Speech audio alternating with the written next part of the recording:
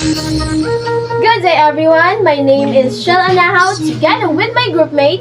Good day everyone, I'm Kenneth Salvador. My name is Janelle Itrofil. And I am Luis Marjeline Ado. Ako po si Joseph Younger. Ako po si Rian Gail Sabater at isa ako sa inyo mga reporter for today's video! We are Group 3! Malunggay Pandesal. Good day everyone, we are the Group 3. So today we will be presenting our topic entitled Biodiversity and the Healthy Society, Genetically Modified Organisms. Thank you. And before we start our topic, let's all pray. Let's all bow down our heads and close our eyes. Dear Heavenly Father, we thank you for today of giving us the opportunity, Lord, to still report. Even though, Lord, we are asynchronous, we pray, Father, that you give us wisdom and may everything that we will teach, Panginoon, will bring knowledge, Lord, sa mga estudyante, Panginoon, na makakarinig dito. We also pray, Lord God, for everyone's safety, Lord, during this time, Panginoon, na mainit. And we pray, Father God, that you will alone be glorified, Lord, in our midst. In His mighty name we pray. Amen. So, for a smooth discussion, let's have our classroom rules. So for our classroom rules, room looks great, let's concentrate. So, before we start, I would like to ask everyone to please arrange their chairs and to pakipulot ng mga kalat. Eyes on me, 1, 2, 3. Every time I would say, eyes on me, you will say 1, 2, 3. So, dito malalaman ko kung nakikinig pa ba kayo or nasa amin pa ba ang attention ninyo. So, hands up high, we'll give it a try. So, bago nyo sagutin yung tanong ko or bago kayo magtanong, please raise your hand. And join the fun, learning for everyone. Let's actively participate to the discussion and other activities. And lastly, keep it going. We're always growing. So, it basically says to never give up. Thank you, Miss Luis. Now to know what we are expected to learn for today, let's listen first to our objectives presented by Miss Janelle. So let's talk about objectives. At the end of the lesson, students should be able to define biodiversity, genetic modified organisms, and gene therapy and explain their basic concepts. Number 2, identify the importance of biodiversity and genetic modified organisms supporting food, health, medicine, and society. Third is explain the benefits and roles of biodiversity and genetic modified organisms, improving human life and sustainability. Fourth is discuss the threats, issues, and responsible practice in protecting biodiversity and using genetic modified organisms safely. Thank you, Miss Janelle. Before we start our discussion, let's have a short energizer to boost our energy. Are you guys ready? Can I get Super Rupa answer? Yes, yes, yes! Let's go, go, go!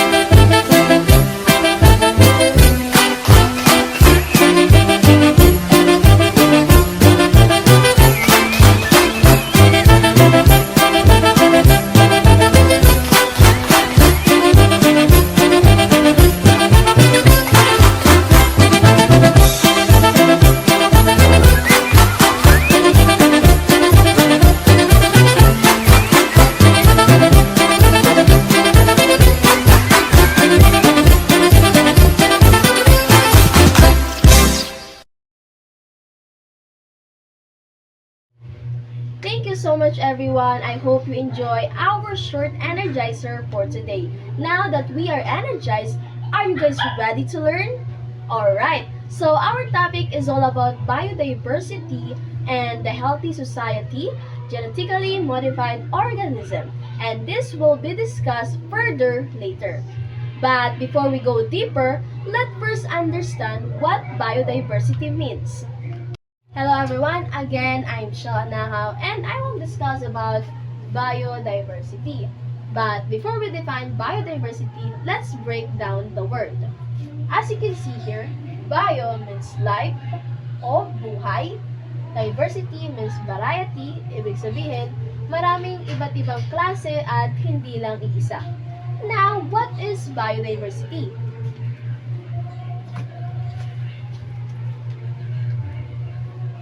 Let's read the bullets. First, biodiversity is the variety of life on Earth. Maraming iba't ibang buhay sa Earth, including plants, animals, and microorganisms. Ibig sabihin, sa lahat ng living things sa mundo, tulad ng plants, animals, and microorganisms ay kabilang dito. Second bullet, found in forests, oceans, and grasslands. Makikita ang biodiversity sa iba't ibang lugar tulad ng forests, oceans, and grasslands. Dahil doon nakatira ang iba't ibang uri ng organism na may kanya-kanyang role sa nature. Third bullets includes within species, between species, and ecosystem. Ang biodiversity ay hindi lamang basta sa dami ng living things.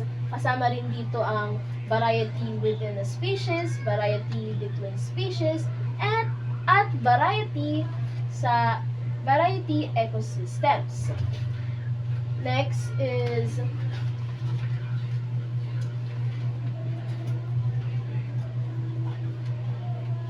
the last is provides food, water, medicine, and ecological balance.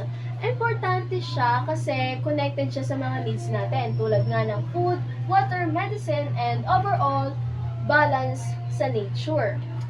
Dahil kung wala ang biodiversity, ay mawawalan ng balance yung kalikasan natin at maapektuhan ang buhay ng tao. Now, meron tayong tatlong types of biodiversity. Oopsie.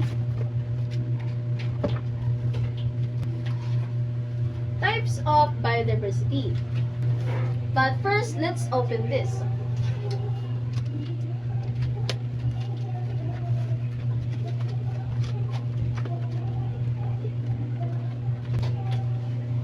So the first type of biodiversity is genetic diversity.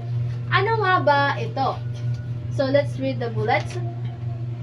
First bullet, same species, different traits, inherited, and for survival. So ang genetic diversity daw ay yung pagkaiba-iba ng traits sa loob ng parehong species. Also, ito ay inherited, means namamana, and for survival. Magbigay nga tayo ng halimbawa para mas maintindihan natin. So, ang halimbawa natin dito ay ang mga aso. So, makikita nyo sa larawan na may mga aso at kahit pareho silang mga aso, may iba't iba pa rin silang itsura o behavior. Katulad nga ng nasa larawan, mapapansin na iba't iba yung kulay nila. May iba dito ay black, white, dark brown, brown lang, and also black ulit. And sa behavior nila, makikita nga dito na yung isa tahimik lang, yung isa nakangiti, tapos yung tatlo nakadila na. And dito, makikita yung ang mga differences nila, namamana siya, which is inherited, mula nga sa parents to papunta sa offsprings. And important din yung genetic diversity kasi nakakatulong ito sa adaptation at survival ng species. Kasi kung may pagbabago sa environment natin, mas malaki yung chance na mabuhay sila. And the next one, the second type of biodiversity is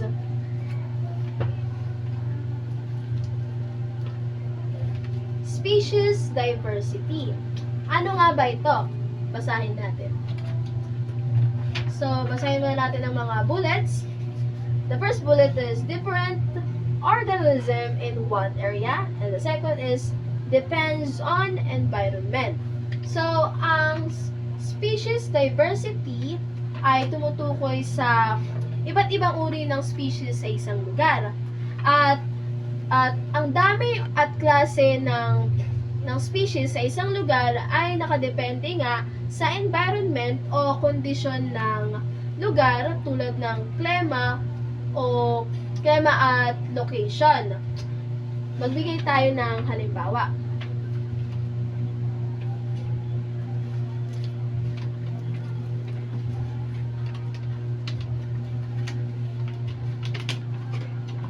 Ayan.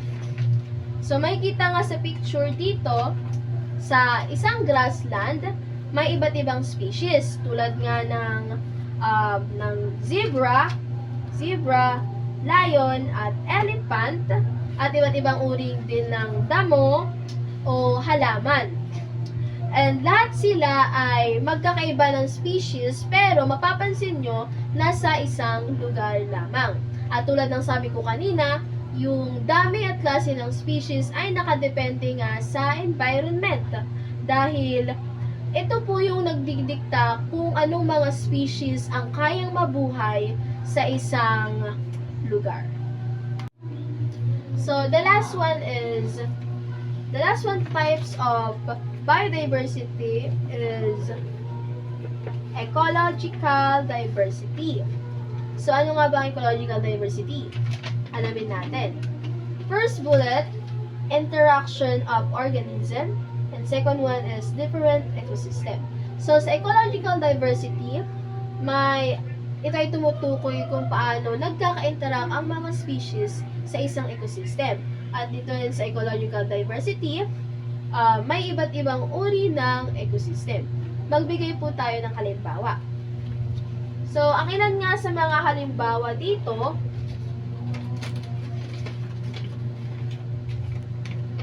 makikita sa larawan ng ilan sa mga halimbawa ay ang rainforest, mangrove, estuary, at coral reef. Ibig sabihin nito, hindi lang mahalaga ang existence ng species, kundi kung paano sila nagtutulungan at nagbabalanse sa kalikasan sa loob ng iba't ibang uri ng ecosystem. So, do you guys understand? Are we clear? If yes, alright, let's proceed to health and medicine in biodiversity. Now, let's talk about health and medicine in biodiversity.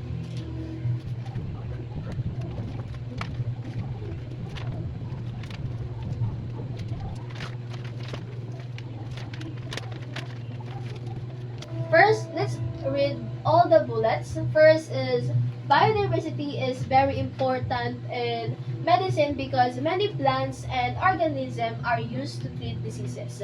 So, biodiversity also very important in medicine dahil matagal na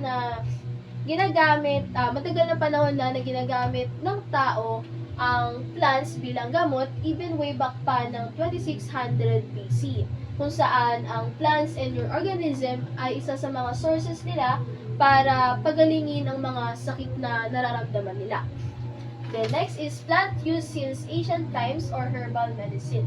Sa ancient times, meron po tayong ancient civilization tulad ng Egypt, China at Greece na gumagamit na ng herbal medicine bilang natural na gamot para gamutin din po yung mga sakit o karamdaman nila. Then, modern medicine from nature.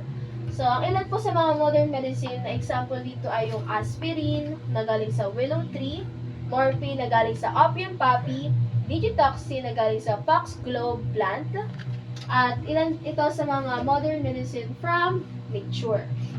Then, lastly is yung sources. So, yung sources dito ay plants, microorganism, and fungi. At ang example ay yung penicillin. Ang mga sources na ito ay ginagamit sa paggawa ng antibiotics. At yung malaking example ay yung importante example is yung penicillin. Isa po siyang antibiotic na galing sa mode of fungi na na-discover ito ni Alexander Fleming, kung saan naging malaking breakthrough ito dahil kaya pumatay nito ng bakterya na nagdudulot ng infections. Dahil dito nga, naging basihan ang penicillin sa pagdevelop ng maraming antibiotics na ginagamit pa rin hanggang ngayon natin. Kaya malaki nga yung naging tulong nito sa modern medicine. So, masasabi natin na ang biodiversity ay very important sa pagdevelop ng both traditional and modern medicine. So, are you guys still with me? Do you guys understand? If yes, alright, let's proceed to the food part. Lastly, let's talk about food and biodiversity.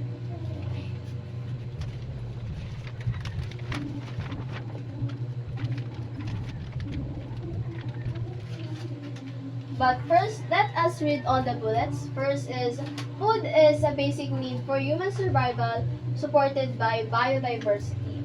So, biodiversity is also important in food. Dahil ang food ay ang basic need ng human para mabuhay at malaki po yung papel ng biodiversity sa pag-sustain sa pamamagitan nga ng agriculture at food production. And next is Stone Age, hunting and foraging. Sa Stone Age, during the Stone Age, ang early humans ay nanguhuli ng animals at nangangalap ng food sa nature o foraging ng edible plants.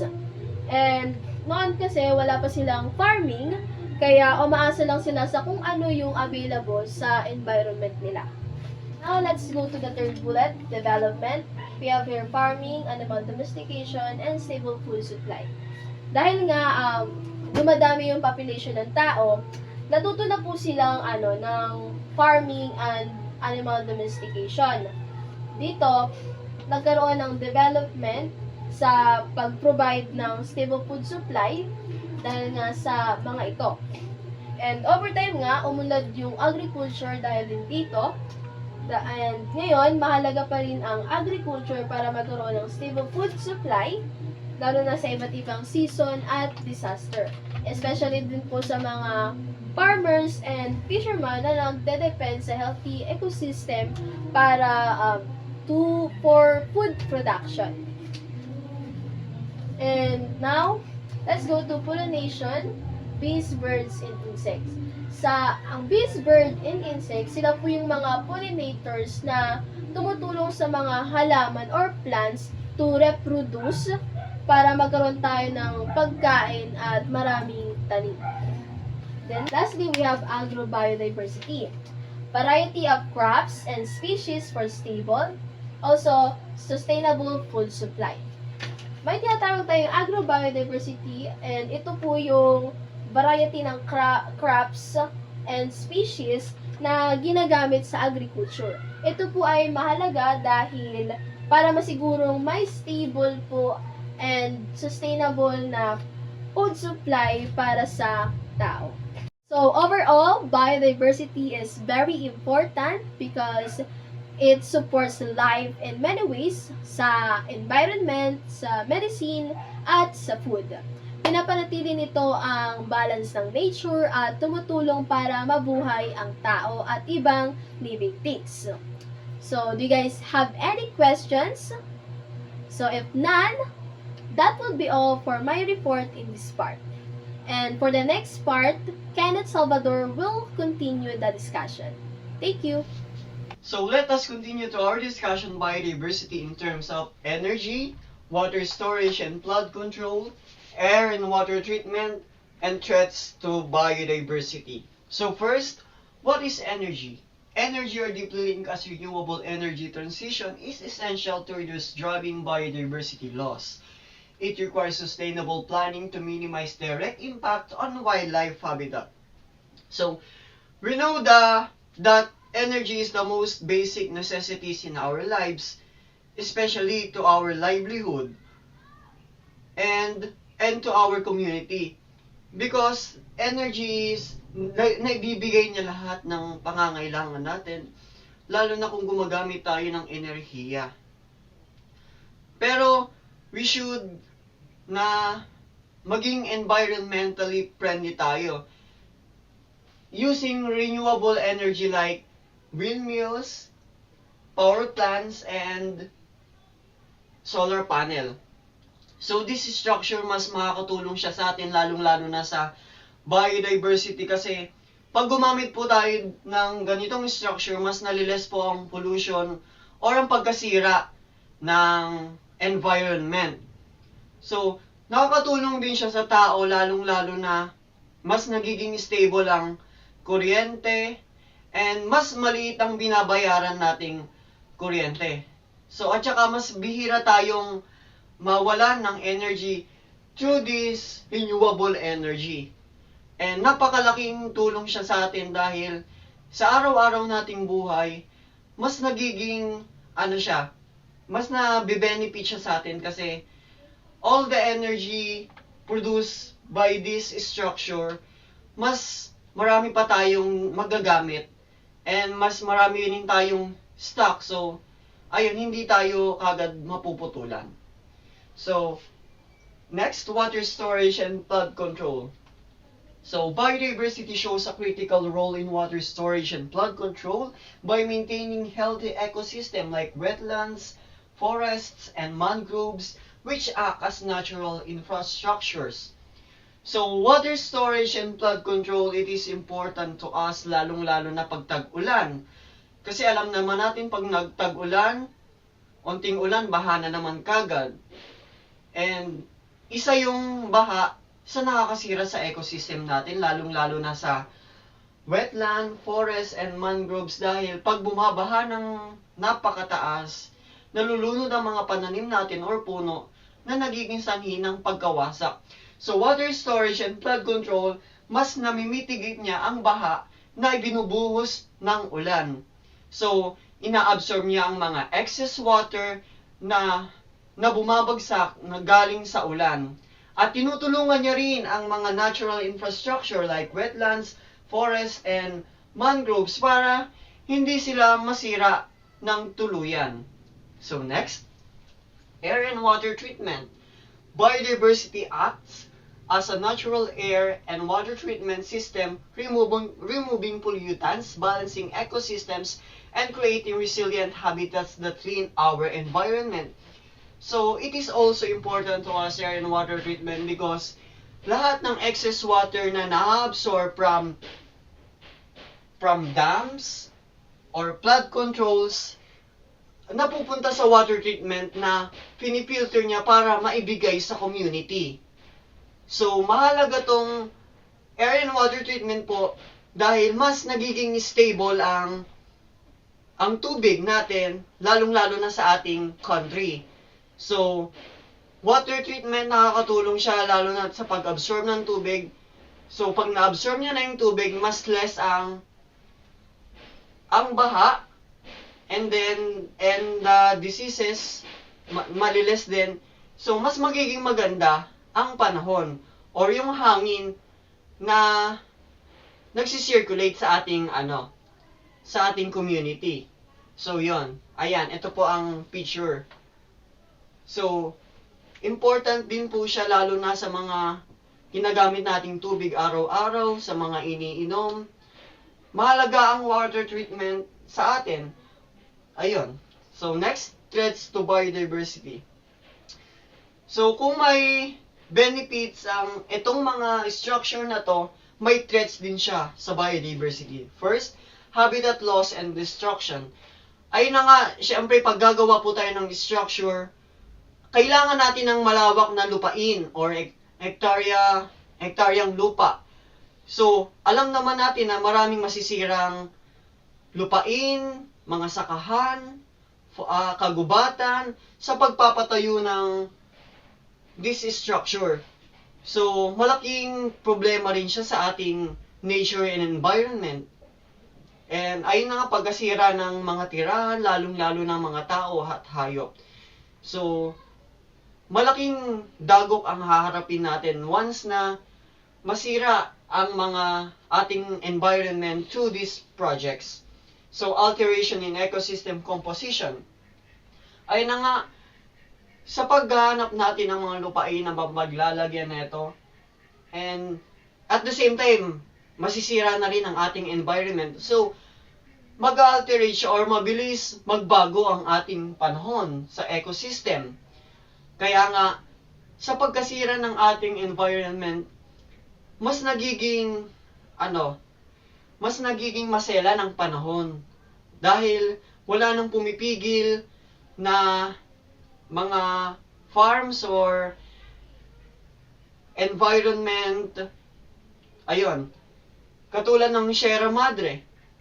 Isang Sierra Madre na sa protected areas at isa rin ang Sierra Madre na humaharang sa bagyo na papasok sa ating bansa. Pero dahil sa kapabayaan ng tao, mas nagiging hagupit ang mga bagyo na dumarating and mas lumalakas pa ang balik nito sa atin. Ayun. So, number 3, overexploitation, overhunting, overfishing, or overcollecting of species. Ayan, pananamantala. Lalong-lalo na kung sa mga taong magtatayo ng mga ganitong structure na walang permit sa DENR o Department of Environment and Natural Resources. So, nananamantala sila na mag-illegal logging kasi gusto nila na makapagpatayo neto. And wala silang pakialam na kung ano man ang mangyari sa ating environment basta kumita sila ng pera. So, on their negligence, mas masisira ang ating environment, lalong-lalo na ang ating kabuhayan, and mas lalong lalala yung weather na nararanasan natin hanggang ngayon. 4, pollution and contamination. Lalong-lalo, and dito naman sa pang-apat sa city, natin na sa city, mas polluted, and mabilis makahawa itong usok. So, ayun nga, sa factory, minsan may mga factory na hindi sumusunod sa basic standards ng environmental agency. So, through pollution, mas mabilis makontaminate or mahawaan ang mga tao. Lalo na mas madalas silang magkasakit. And ayun, dagdag problema pa po siya sa ating country. So, 5, the global climate change. So, it is a common problem na kinakaharap po ng hindi lang ng ating bansa kundi ng buong mundo. Dahil sa kapabayaan ng tao, mas lalong masisira ang ating mundo. Hindi lang ng kalikasan, kundi ng buong mundo. Kaya, maraming kagubatan ang nasisira dahil na rin sa kapabayaan ng tao, dahil isinasawalang bahala nila ang mga nangyayari sa ating kalikasan. Kaya kahit kumita man sila ng pera, ay wala nang silang pakialam kung ano man ang mangyari sa ating kapaligiran at kalikasan. Ang mahalaga sa kanila, mabuhay sila for personal interest. And that's all. Thank you. So let's proceed to the next. The effects of resource depletion. Ang epekto ng pagkaubos ng pagkukunan o yaman.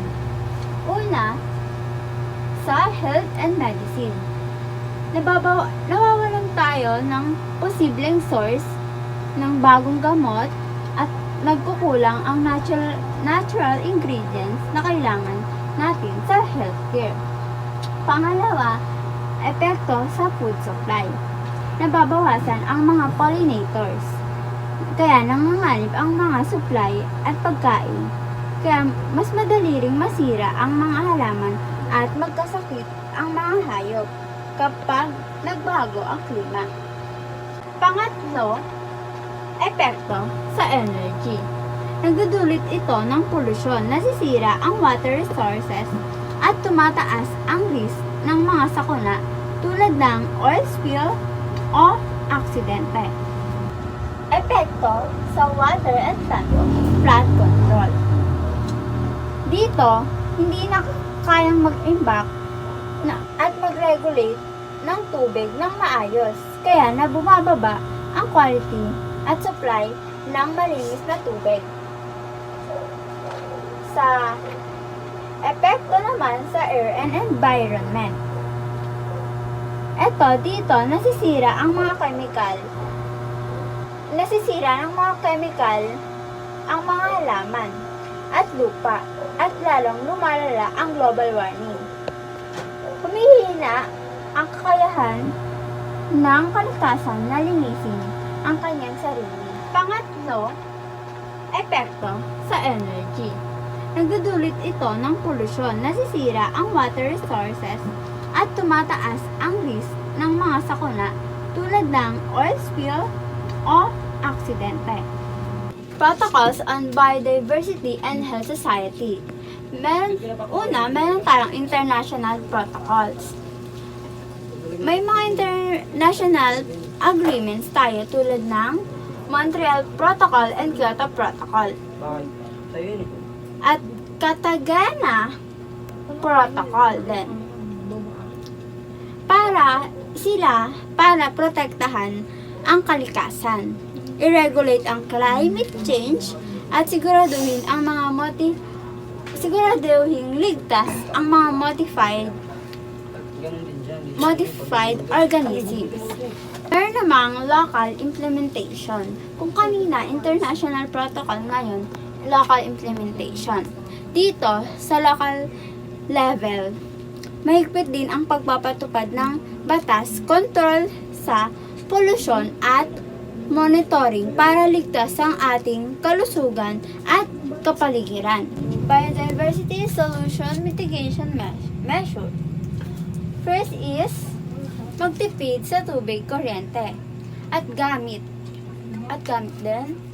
At huwag magsayang at ugaliing mag-recycle para mabawasan ang basura at hindi maubos ang ating mga resources. Pangalawa, gumamit ng tama at ligtas na paraan sa pagsasaka at pangingisda. Panatilihin na rin ang mga lumang energy. Palitan na rin natin ang mga lumang energy sources at gamitin ang solar, wind, and hydropower na hindi nakakasira sa kalikasan.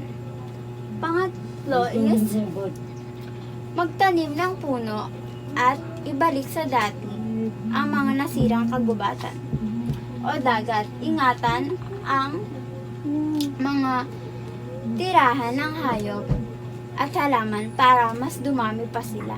Pang-apat ay dapat mahigpit ang batas ukol sa mga illegal logging, mining, at pagtatapon ng basura kung saan-saan. Kontrolin ang polusyon para malinis ang hangin at tubig. Pang-lima is turuan ang lahat kung gaano kahalaga ang kalikasan. Kapag may alam sila, mas magiging responsable sila sa kanilang mga ginagawa at pamumuhay. Sa madaling salita, ang biodiversity ay iba't ibang bagay sa mundo na nagbibigay sa atin ng pagkain, gamot, at enerhiya. Ito rin ang naglilinis ng hangin at tubig. Pero dahil sa sobrang paggamit ng polusyon, nanganganib ito. Kaya para magkaroon tayo ng healthy society, kailangan nating sundin ang protocols. Ang mga protocols at pangalagaan ang kalikasan ng tama at sustainable. So, let's talk about genetically modified organisms or GMOs.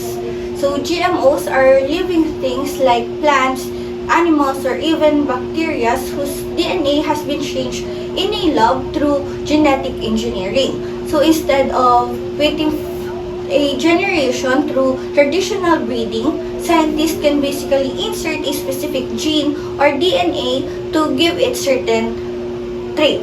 So, the common examples and purposes of GMOs, crops making plants resistant to pests, diseases, or herbicides so farmers lose less crops. So, dito, ginagamit yung GMO para mas mapalakas or mas mapaganda yung quality ng crops na tinatanim nila. So, imagine taking a specific gene from a bacterium that can protect itself sa mga pest.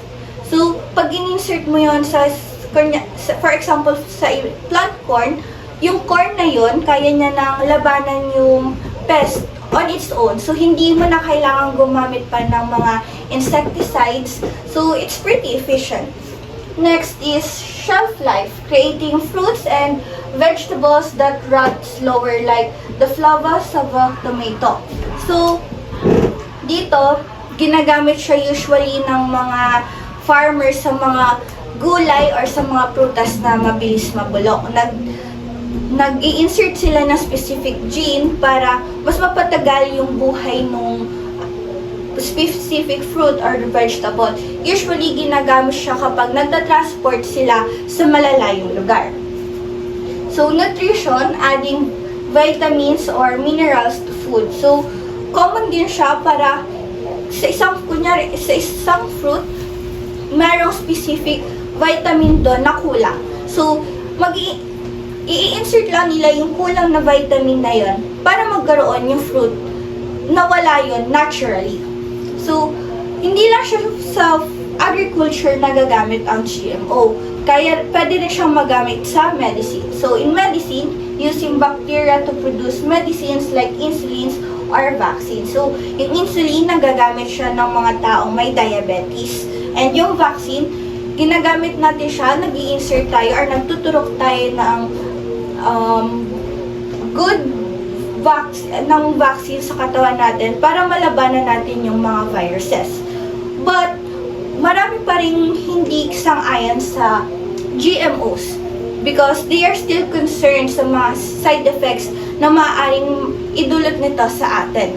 So, even though many studies says that GMOs are safe to humans. So, sinasabi nito na kahit gamitan ng GMO na process ang isang plant or na kinakain natin, safe pa rin siya.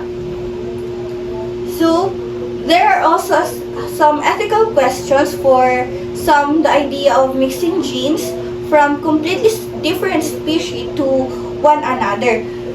It raises concerns about how far science can change or should go when it comes to changing the life of living things. So, in the end, GMOs are a powerful tool. They can help solve big problems like food shortages and diseases, but they also come with challenges that we need to think carefully about. So, katulad ng ibang processes or katulad ng ibang scientific na ginagawa natin, it is helpful kapag ginagawa natin na siya ng tama. So, it is normal to have limitations and to use it responsibly. So, let's move on to gene therapy. Gene therapy is one of a really exciting area of modern medicine, where gene therapy is a technique used by scientists to insert a healthy gene or cell into a person's body. So, common examples and purposes: treating diseases used to cure or treat genetic disorders like ADA deficiency or to fight diseases like cancers. How it acts like a medicine where the gene itself does the healing by telling the cell how to work correctly again. So, think of it this way: some diseases happens because a gene is faulty or missing. So, kulang yung gene na meron yung tao or yung specific na living thing. So, instead of just treating the symptoms, yung gene therapy, ang sinasolve niya is yung mismong root cause. So, dito yung scientist will replace the defective gene with a working one so the body can function properly again. So, for another example, imagine yung isang tao na hindi hindi kaya mag-produce ng specific na protein. So, mag-i-insert ng gene or ng cell dun sa katawan niya na magpo-produce ng protein na kailangan or nung protein na hindi kayang naturally produce ng katawan niya. So, it's like repairing a broken instruction manual inside your cell. What makes gene therapy so promising is its potential to actually cure diseases, not just manage them. So, malaking tulong siya para mas matugunan or ma-solve natin yung malalaking problema, hindi lang para i-manage siya, kundi matapos talaga siya. So, researchers are still exploring its uses for genetic disorders, certain types of cancers, and other serious illnesses. So, in some cases, it can even help immune system better recognize or fight off harmful cells. However, it is important to note that gene therapy is still a largely experimental. Scientists still continues to study its long-term effects, safety, and effectiveness. There are also challenges like making sure the new genes are delivered to right cell and don't cause unexpected side effects. So, while it is not yet perfectly solution, gene therapy represents a major step forward in medicine. It gives us a glimpse into a future where diseases can be treated at their genetic roots, potentially changing lives in ways that weren't possible before. In conclusion, genetic engineering has played a significant role in transforming both agriculture and medicine. Through the development of genetically modified organisms and gene therapy, we have seen the improvement in crop resilience, increased food security, and new ways of treating genetic disorders at their roots. These advancements are the results of continuous scientific research and progress and demonstrates how research can lead to practical and real-world applications. However, it is important to remember that genetic engineering is not without its challenges. These are ongoing challenges and concerns related to ethics, environmental impacts, and long-term health effects. Questions about ecological balance and their moral implications of modifying living organisms highlights the need for careful consideration. As we move forward, it is essential to apply these technologies responsibly. This includes proper regulation, continued research, and the integration of sustainable practices such as archaeology. By doing so, we can assure that genetic engineering is used in a way that benefits both society while minimizing potential risks. Good day everyone, and today I will be discussing the historical timeline of GMOs in a simple and clear way. Pero una sa lahat, noong una pa lang, wala pang modern science noon, pero may ginagawa na yung tao para sa genetic modification din noong ancient times. And yung mga farmer, they practice selective breeding na kung saan pinipili nila yung mga halaman na may malaking bunga, and also yung mga hayop na mas madalas yung mas malaki yung pinipili nila. Pero hindi pa ito GMO actually. Pero doon nagsimula yung idea nila na mag-modify ng mga traits. And noong 1953, the discovery of DNA ni James Watson and Francis Crick. So this time, na-discover nila James at Crick ang structure ng DNA, na kung saan napakahalaga kasi dito mas naiintindihan ng mga scientists kung paano gumagana ang genes.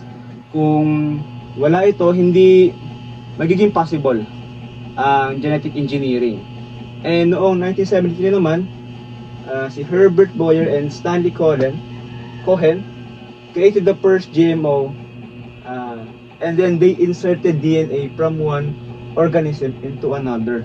So this time, they discover, or they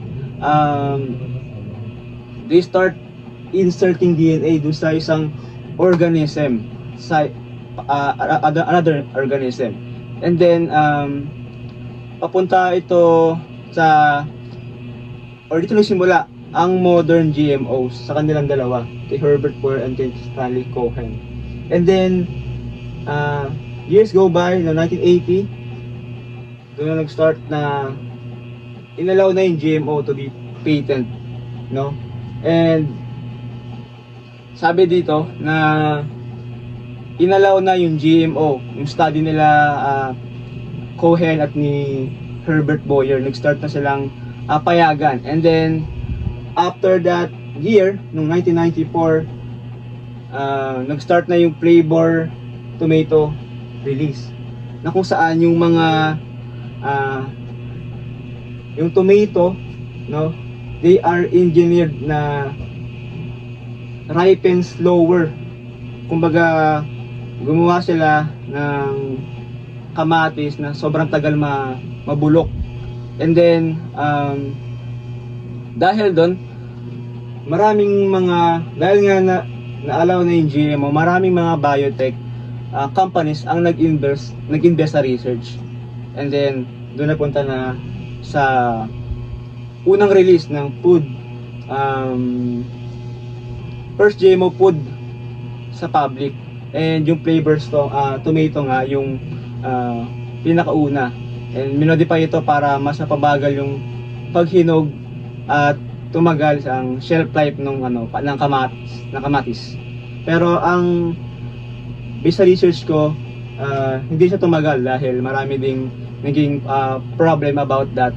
And let's move on sa noong 1996 naman, doon na nga nag-start na lahat ng sa food, GMO sa food, sa corn and soybeans naman, no. They widely planted, no. And ang nangyari dito, mas tumawak pa ang GMO farming. Na na-develop na rin yung golden rice noong 2000s, no, nag-spread na rin yung GMO sa farming and naging worldwide siya. Alam ko yung sa golden rice, naging better yung nutrition niya. Though alam ko nagkaroon na ng issue dito kasi hindi nagiging tama yung nagiging nutrition na binibigay nung crops or yung rice. And then after lumawak nung yung golden rice para labanan yung, alam ko, yung vitamin A deficiency that time, at mga pananim na kayang mag-survive sa tagtuyot and then sa mga sakit, kasi may mga halaman o may mga farming crops tayo na madaling masira kapag may larawan lang. So itong because of the GMO farming, mas naging maayos yung pagtatanim na ng mga halaman, and then mas naging nutritious pa yung naging bunga nito. And then in the late 2012, nung si Jennifer Doudna and Emmanuel Charpenter, no, dito yung CRISPR technology. And then dahil dito naging mas mabilis at mas mura ang price ng gene editing. And sa kasalukuyan, ginagamit ang GMO hindi lang sa agriculture kundi pati sa medicine, tulad ng bacteria na gumagawa ng insulin, kung alam niyo yun. Are you guys still following? Pero patuloy pa rin yung pag-produce and pag-debate tungkol sa mga safety and ethics because of that environmental effects na nakikreate ng GMO. So makikita natin sa historical timeline ng GMO na malaki rin naman yung epekto at malaki rin naman yung pag-evolve mula sa simpleng pagpili ng pananim, no, pagpili ng mga hayop, no, noon hanggang sa naging high-tech na siya, and then naging gene editing na siya ngayon. And malaki na itulong nitong GMO sa atin, pero kailangan nitong gamitin irresponsible. Continue our topic, and we are moving on to gene therapy naman. So, it is a medical method that treats diseases by correcting defective genes. And ang gene therapy ay isa lang medical technique na ang goal ay gamitin or gamutin ang sakit sa pamamagitan ng pag-correct ng defective genes natin. And the history about this is noong 1985, scientists showed defective genes could be corrected in cells. So, merong mga scientists na nakapag-research that genes could be corrected in cells, no? And pinatunayan niya ni W. French Anderson, hindi ko na sulat, pero pinatunayan ni French Anderson at ni R. Michael Bliss na kayang i-correct ang defective genes sa cells. And ito yung unang patunay na possible ang gene therapy. And in 1990 naman, this is the first human trial successfully treated a child with genetic disorder, no? And nagkaroon ng first human gene therapy trial noong sa National Institute of Health, isang bata na may genetic disorder nagamot using gene therapy. And then very historical moment yon dahil lalo sa medicine, dahil first siyang nangyari, and for them before na it's impossible na matreat yung disease using genetics and using this gene therapy. And noong 2003 naman, yung first commercial ng product ng Gengicides, naaprubahan naman siya. And nagkaroon din ng nung naaprubahan yon, ay yung kauna-unahan na commercial gene therapy na yun nga, Gengicide, para sa cancer treatment. So kung alam nyo to, ito yung ginagamit before para mag-treat ng may mga cancer. Pero ito naman ng 2016 o 2018, naaprubahan sa Europe ang Streamvelis. Ito naman yung gene therapy na kaya niyang mag-treat ng mga rare diseases. And malaking milestone din to sa field ng medical dahil isa ito sa nakapag-develop ng medical treatment para sa may mga sakit. And noong 2006 naman hanggang ngayon, patuloy yung pagde-develop ng gene therapy na maraming may mga cancer na tinitreat pa rin nila using this therapy. And mula sa pagiging experimental noong 1985, no, na yung gene therapy ay ngayon na nagiging patunay na ang pag-asa para sa mga taong may genetic disorder ay hindi imposible, no? And sa kabuuan, pareho lang din ipinapakita ng GMO at ng gene therapy kung paano ginagamit ng tao ang kaalaman sa genes at para makatulong sa pagkain, kalusugan ng tao, buhay ng tao, no? And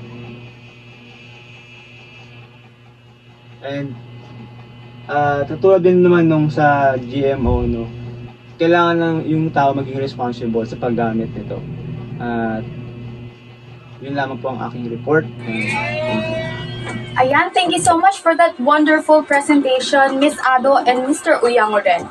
Again, good day everyone. My name is Vivian Gail Sabater, and for today's lesson, I will be covering ethical issues in genetic engineering. Now that you all know what genetically modified organisms are and how they started and developed over the years, let us ask ourselves, do you think it is morally right or ethically right to perform genetic engineering? Well, in this part of our lesson, we will cover the ethical issues in genetic engineering. Now, let us read these items together. Genetic engineering is a very controversial innovation in science and technology. Why is that, class? Why do you think na very controversial ang genetic engineering based on what Miss Ado and Mr. Uyangoren reported already? Well, genetic engineering was viewed as concerning by a lot of people. Maraming tao ang na-concern sa procedure ng genetic engineering. That is why it is one of the most or a very controversial innovation in science and technology. Many people believe that it is not right or hindi siya tama na mag-alter or gumawa ng bagong organisms gamit ang scientific procedure. So, listed below are instances when genetic engineering caused ethical issues. So, number 1 is it violates the belief that only a higher being is responsible for creation. So, ano sa tingin nyo ang tinutukoy kapag sinabing higher being? For me, what I think is God. Okay? I think that it violates the belief that God is the only one responsible for creation. And I don't mean just any creation, okay, class? Hindi lang kahit anong creation like machines, hindi ganon. Parang human creation or animal or any living things na pag-create nun. So, ang genetic engineering ay nag-violate sa belief na dapat yung God lang or a higher being lang ang responsible para gumawa ng mga tao or mga living things sa ating mundo. Number 2 is cell therapy uses stem cells sourced from human embryos. Guys, what do you think is human embryos? It is the fetus, okay? Ito yung mga fetus, yung mga batang nasa tiyan pa or ng kanilang mothers. So, parang ito pa lang yung early stage ng development ng babies bago sila maging literal na baby, bago sila isilang sa mundo. So, itong cell therapy ay ginagamit yung mga human embryos to create stem cells. And, alam niyo namang very conservative yung bansa natin, di ba? So, most of the people here in the Philippines are pro-life. Meaning, ayaw nila ng abortion. So, etong genetic or cell therapy rather is nag-go against doon sa pagiging pro-life ng maraming tao. So, ayan. Kaya, these are the main issues or these are the main instances when genetic engineering violated ethical rights of the people.